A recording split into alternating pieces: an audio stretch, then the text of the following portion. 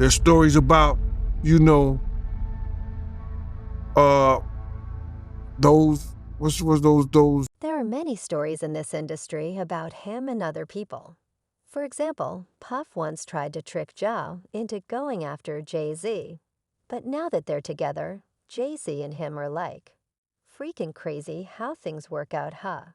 Because he's a fan of Jay-Z, and you know he's a boss himself. But you know that love him some Jays, who and I told that bro. Did you know that Jay-Z and P. Diddy have been friends for over 20 years? From dropping tracks together to topping the charts on joint tours, the two music moguls seem to have an amazing friendship. However, as it turned out, it's not all sunshine and rainbows with Cassie's CNN footage and other lawsuits coming up. Jay is just kind of he wouldn't piss on you if you were on fire.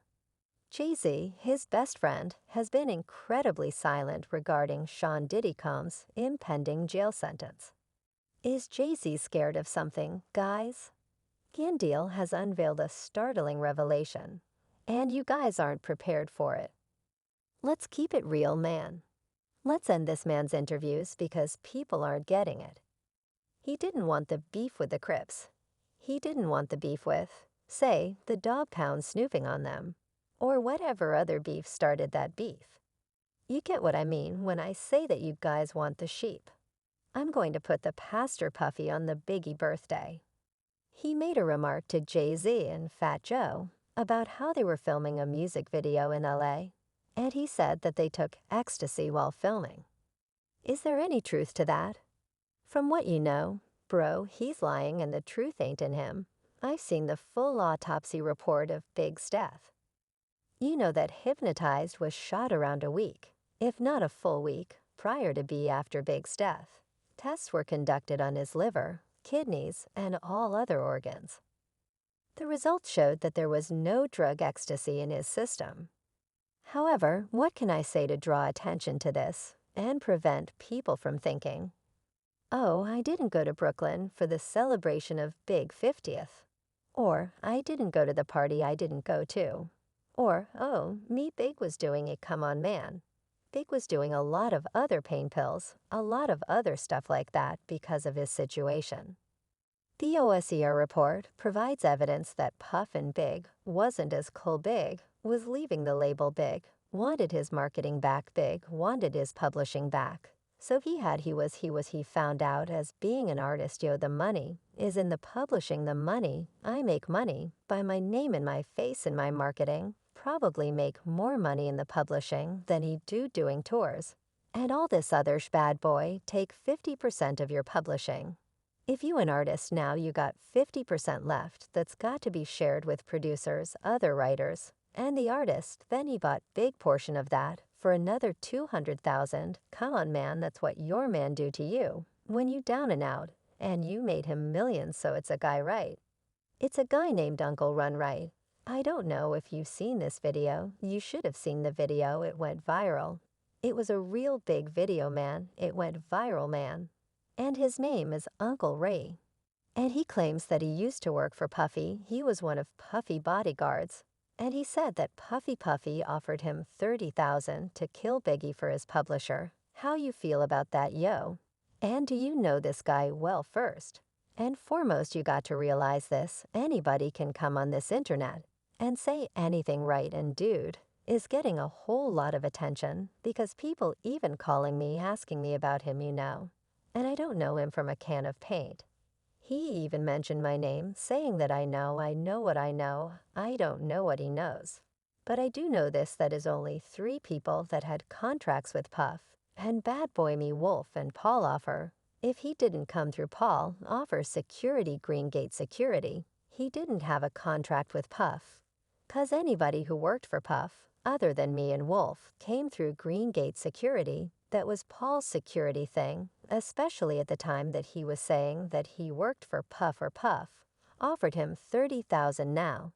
Anybody knows this, that Bad Boy took 50% of all this artist publishing, right? 50% of all the artists publishing straight out the rip. Then Puff gave Big 200,000 for the rest of his publishing. So what publishing did he was trying to get and keep from Puff?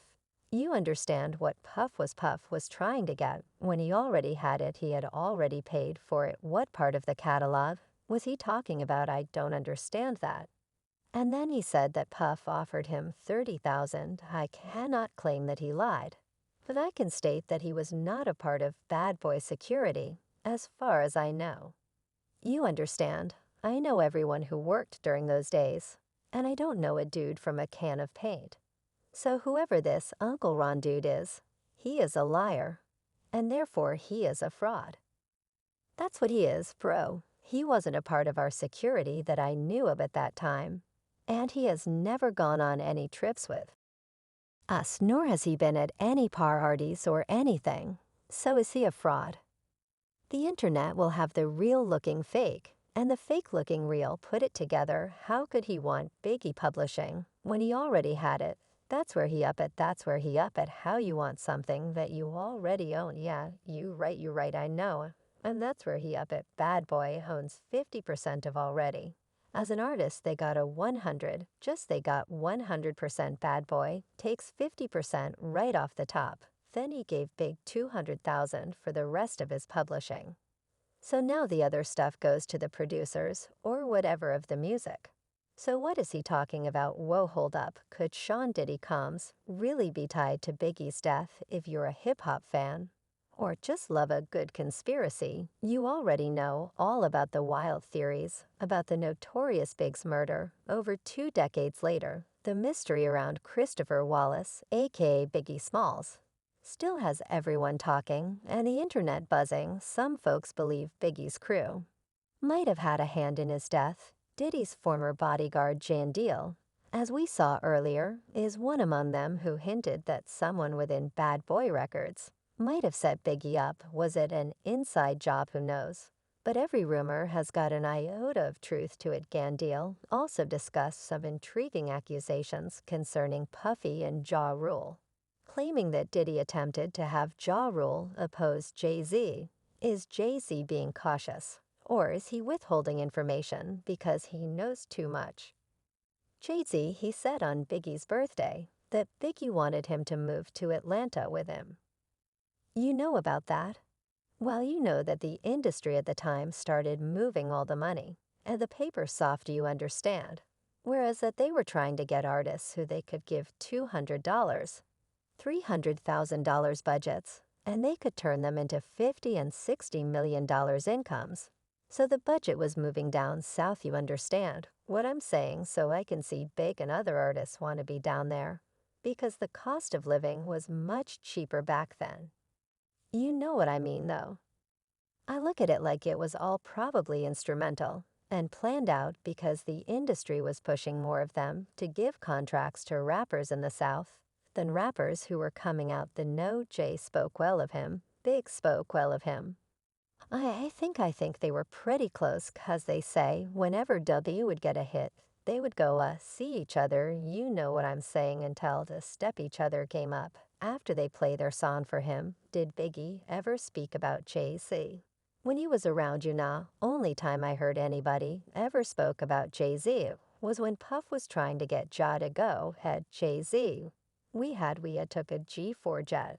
I don't know if it was North Carolina or we left it